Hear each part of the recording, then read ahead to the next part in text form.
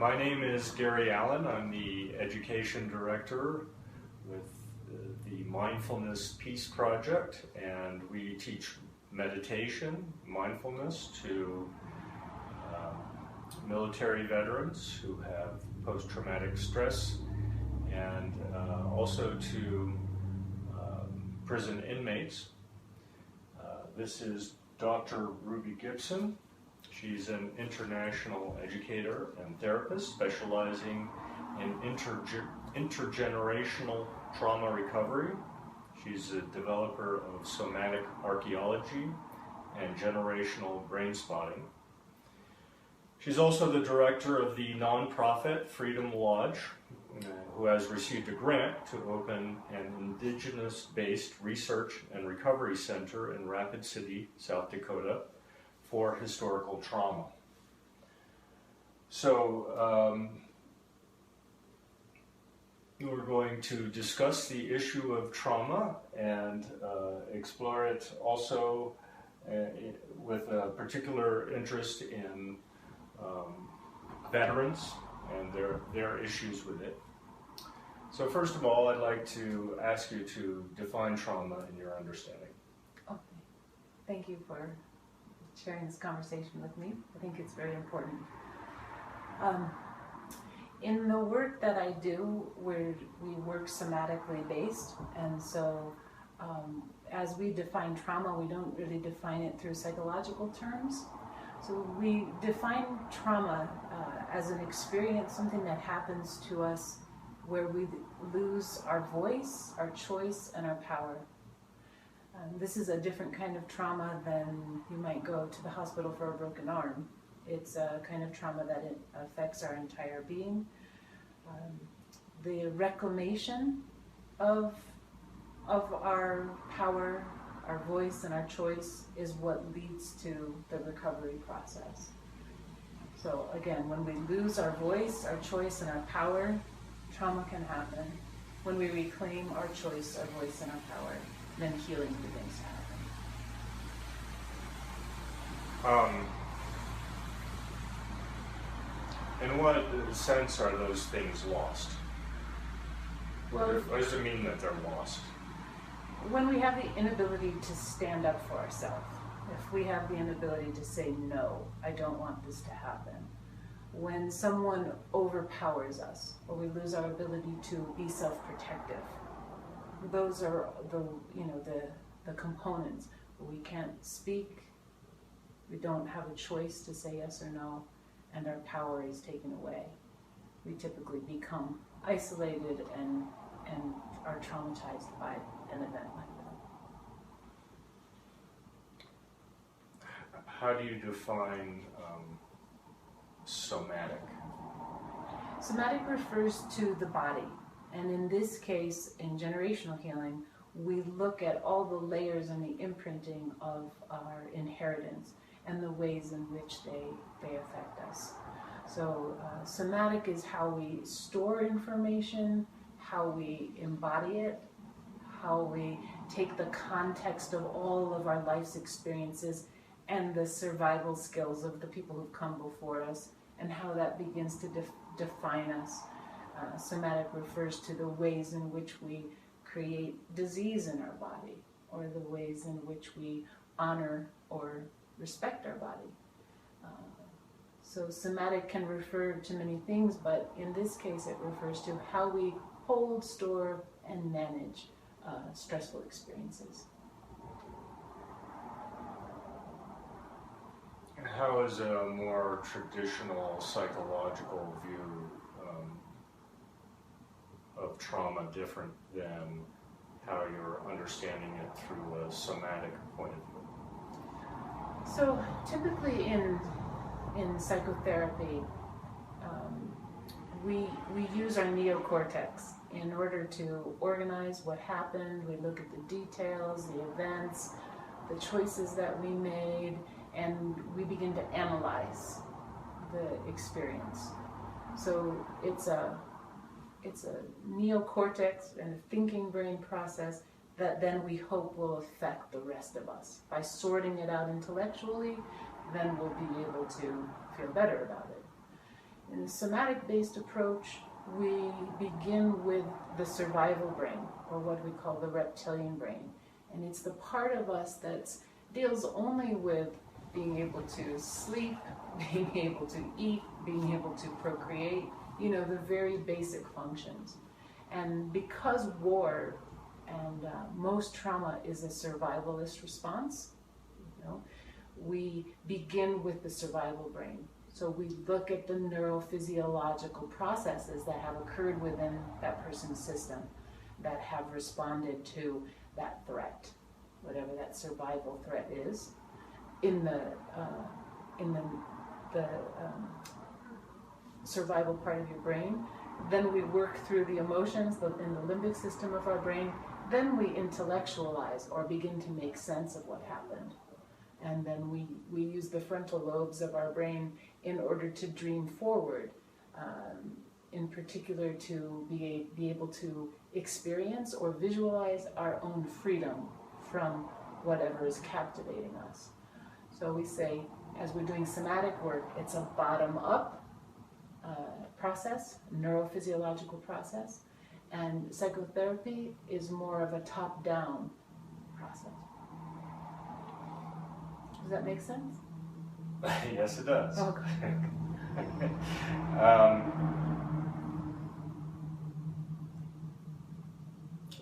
I know one of the things you've written about is taking the approach of what's right with you as opposed to purely what's wrong with you. Could you say something about that?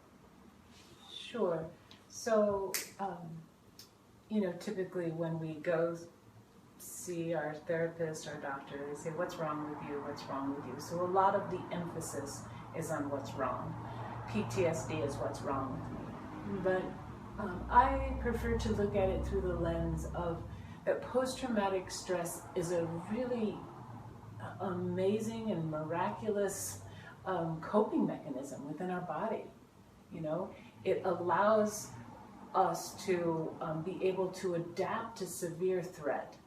So post-traumatic stress simply means that our neurophysiology gets overwhelmed and that we learn how to cope. We develop these coping methodologies inside of ourselves, and we become kind of a slave to the sympathetic part of our nervous system.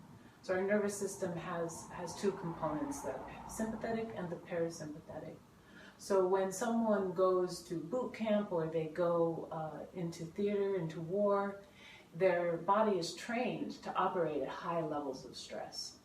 And that puts them into a sympathetic nervous system on a more regular basis than most of us will be. So we talked about this a little earlier, but I'm just going to say it again. When most people have a resting heart rate at about 60 to 80 beats per minute, and we can normally function within that and stay relatively healthy. But when you go into war, the whole experience of war is so much more heightened, it's intense, there's a lot of drama, there's a lot of danger, there's a lot of fear that comes up. And it raises our heart rate, and it can raise it to 120, even to 150 beats per minute. And most people, when they're in that elevated state, don't have the ability to be efficient with their movements or to be high functioning. Their brain kind of shuts down, they go into survival mode, they get tunnel vision, they can't hear very well, they typically will have disorientation. And that's not good for a soldier who's in the middle of a battle. So boot camp is designed to teach them how to be at these elevated heart rates, these elevated stress states, and still function very well. Be able to load a rifle, be able to make really important decisions, be able to provide leadership, all of those things. And those things just don't happen for most of us. So we were also speaking about when someone who is raised in a household where there's been a lot of trauma, or there's been a lot of distress, or they've been raised in a culture where it's already a war zone, those people are more adaptable to war because they already have these coping mechanisms inside of themselves that teach them how to have this elevated stress and still be able to function somewhat normally, you know. It provides a great amount of stress on our system and can cause all sorts of disease processes and different health issues for people. But when we send our soldiers to war and we prepare them so well to experience these very intense things that happen, and then they come back, we don't always teach them how to reduce that stress, how to then normalize themselves back to 160 to 80 beats per minute. So they stay in this elevated state of fight or flight, and it's really part of the problem and part of the reason why post-traumatic stress exists and why it lasts so long. I just want to share this piece with you because it has something to do with meditation. So they've done some research around veterans who went to Vietnam. And most of them who came home had very high levels of post-traumatic stress. But the military in Vietnam did not. They had relatively low levels of PTSD. And they used two factors in order to determine that. And the first one was that our soldiers were conquering. They were not on their own land, right? So they were conquering someone else's land. And there's always a moral or an ethical conflict with that. The other piece was that the soldiers, the Vietnamese soldiers, were on their homeland and they were protecting their homeland, which there is much less conflict, moral conflict there, but also that they have a strong religion of Buddhism, and it provides for forgiveness. It asks that people forgive even those that harm them or their enemies. And so there were a lot of prayers and a lot of kind of Buddhist way of thinking and probably meditation that helped them to be able to forgive so that they could move on, and consequently they experienced less after effects, negative after effects of war, which I think is a really interesting study. It might be something good to post, on your website.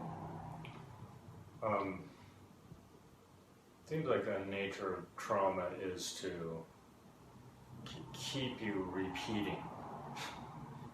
You keep going through the same patterns in a way that you can't seem to dislodge yourself. And part of that is the triggering mechanism, and part of that is kind of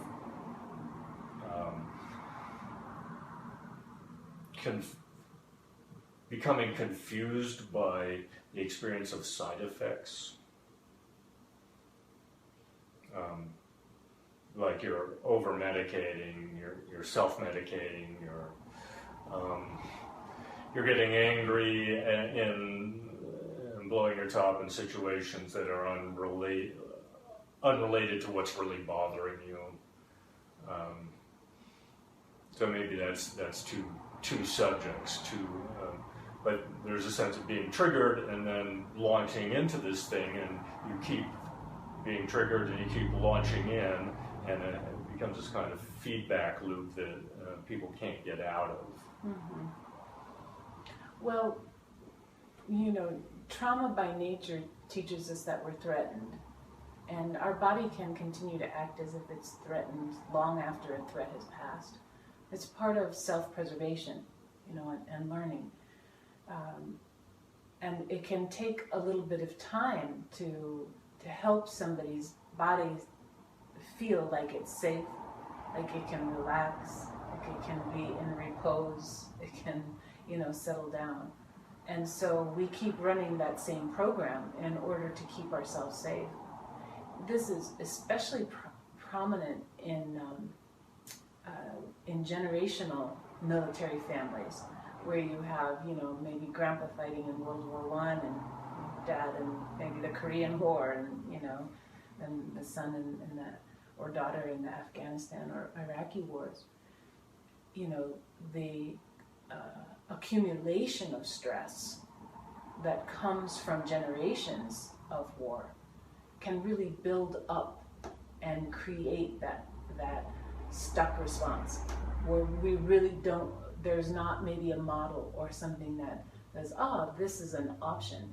You know, our bodies just feel like there's one way, and we've learned to adapt, and we've learned to survive, and we've learned to stay hyper vigilant all the time. I have a story. This might help the viewers to understand.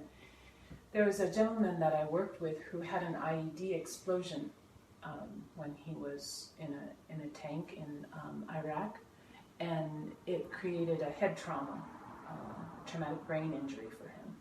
And so I was doing some somatic archaeology and therapeutic work with him, and I thought initially that it was going to be a session that was going to specifically focus on the fear that came up around that moment of the impact and the blast and what happened to, you know, his fellow soldiers. But when we got down to it, when we were able to help him digest that experience, what was underneath there was his father had been in the military and his brother had been in the military. And they had both come home as decorated soldiers. And he went to the military in order to, you know, kind of keep the same, you know, status quo in the family, keep up with them. Keep the family, what would you call it? Just the status quo of, you know, being able to go through the same experience and have the same sense of pride about being able to serve in a good way. But he came home early, and he came home disabled. And it was the shame of that was really at the crux of his PTSD. You know, it was the internalized shame of I'm not good enough and I didn't complete my mission. That he felt that his father was judging him for that. Whether his father was or not, I don't know, but that has how he internalized his story. And so sometimes when we look at it through a generational lens, we recognize that it's not simply that person's experience, but it's the social structure or the familial structure behind that creates the identification with the experience and that puts it all into context for us. So every person is unique in the way that they manage or identify or find an ability to cope, you know, with certain things. Warriors from the Native American tribes will come home and there'll usually be an honoring for them. You know, there'll be some ceremonies and ways in which to help that person return and kind of come back to some sense of normalcy that's not in theater. And, you know, there are a few people doing that for, you know, the general public of soldiers, but I think that it's sorely missing. And I think that meditation is a really important part of it, being able to contact your own self and be able to slow down and be present and know that you can have some kind of control over what's happening inside, that you're not a victim of those circumstances, and that the way that your body has adapted is an absolute miracle that you were able to survive and go through that, and that you did the best that you could, and now you can relax. And so for me, that's focusing on what's right with you. And the example of a person feeling a lot of shame, like they're a failed soldier, or failed in terms of their sense of family pride and upholding their family tradition.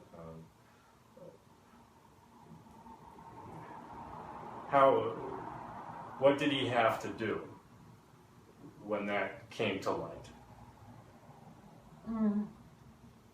I guess first of all it was just the identification for him that that's what he was holding, because I didn't recognize it and he didn't recognize it until he went into his body. It wasn't something that was happening on an intellectual level. It was something that was happening in his heart, you know, in his belly, in his own power centers. And so sometimes we try to think our way through those things, but we just can't think our way out of fear. We can feel our way out. So he cried.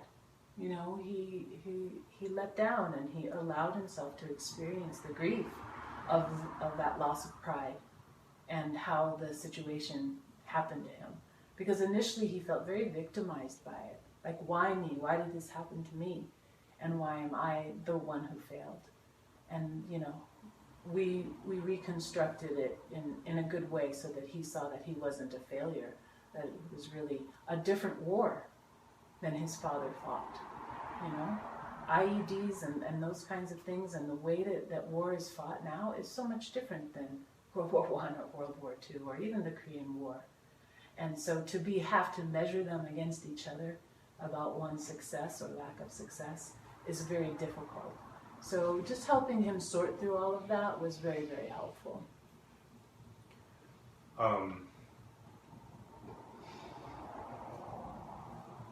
So does it seem that, not just in war, but within any trauma, there's a very particular complex that is particular to the person and their circumstance that has to be explored in order for it to be released? Yes, I believe that, you know, as each individual makes contact with their own story, with the ways in which they've been influenced and their belief system on a cultural, spiritual, emotional, and familial level, you know, that each person has their own unique way of managing and storing that type of information and experience. And so although we all have the same physiology and we know that we can, you know, hold stress and release stress, we can do that, but the story underneath it that provides either the safety or the sanctity or the disruption of the experience is different for every single person. And it's quite remarkable. We're very complex in that way, of all the different experiences and the way that they come together to form our experience. And just like we were talking about the Vietnamese soldiers versus the American soldiers, you know, the way in which they processed that and related to it was so different. So adaptability is important, but we know in every religion, one of the primary ideas of every religion is thou shalt not kill, or, you know, killing is the greatest sin that we have. And so anytime we go to war, we're going to come up against that moral conflict inside of us. And when we dig to the bottom, that's typically would be the common denominator, is the moral pain of that conflict of having to kill. Even if we think we're killing for the right reason, it still goes against every piece of our human nature, as we've been taught, you know, across the board in all theology. Do you think that's innate or learned response? I think it's innate, and maybe both. Maybe both. I'm sure if we took a survey, most people would say that, you know, irregardless, that would be your last option, would be to kill someone. You know, only under severe distress would you, you know, or self-protection. So that's why it's easier, morally easier, to protect your own country than it is to invade another country. So there's a lot of components in how the wars are established, the politics behind it, you know, all of those things that create a righteous war or, you know, something. And, you know, there's national pride. There's all sorts of things that come in. You know, there's not a right or wrong about it. It's really just how the person has taken their own experiences from the past, what they've inherited, and how they put it into context. In terms of the person working with the tension and trauma and pattern response in their bodies. To what degree is that can you unravel that purely personally, individually, or you might need someone to help you through that? Well, just as our bodies were trained to have high operation at 120 or 150 beats per minute, we can reverse that process and go back to homeostasis inside.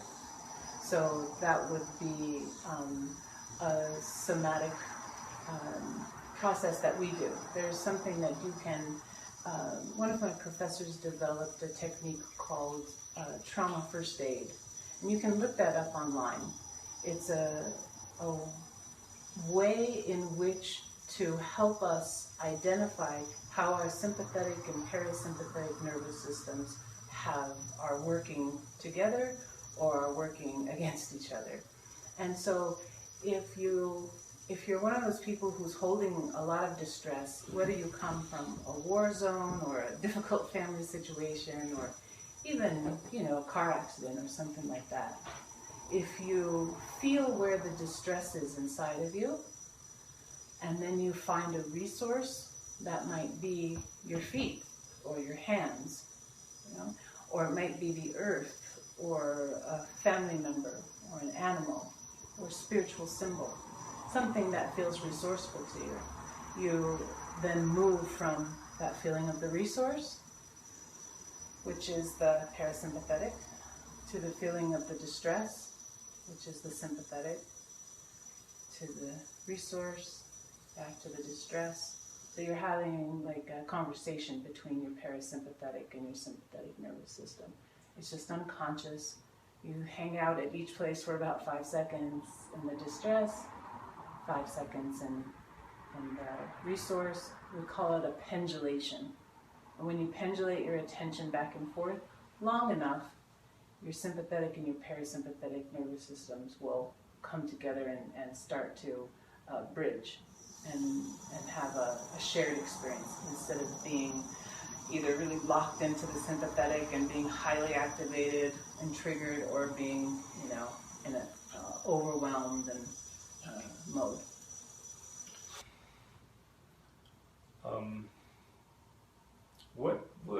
How would you describe the spiritual element in relating to trauma? How would you define that? Does that seem like it's a necessary aspect? And what would that be? Well, I think in the spiritual realms is where we find reconciliation, because our brain is designed to heal, and when we work somatically, we're starting with the base of our brain, which is our survival brain.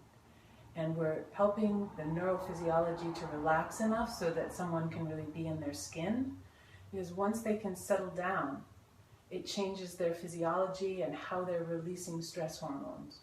And when that changes, it opens up the amygdala, or the emotional processing part of our brain. And we can have an emotional release, which creates a different kind of wavelength and a different kind of experience in how we're identified, or how we're holding the memory of the trauma. And then once we're able to have that emotional experience, then we come to our neocortex and we integrate the intellectual pieces about the hows and the whys and the whens, and we put, categorize and assimilate the experience from an intellectual point of view. But the final stage of that process of recovery is really coming to the frontal lobes and being able to visualize forward, like who we are when we're able to free ourselves from this internalized traumatic experience, or how we visualize ourselves reclaiming our power, our voice, and our choice. And so that's really the spiritual aspect of it. is the part of us that has the ability to vision and dream ourselves into a greater or more expanded, more harmonious way of being. Because we all have traumatic experiences in life, and they all inform us and change us. Some of them, like war trauma, is just so intense that it locks it in the system in a different way than, say, a car accident type of trauma.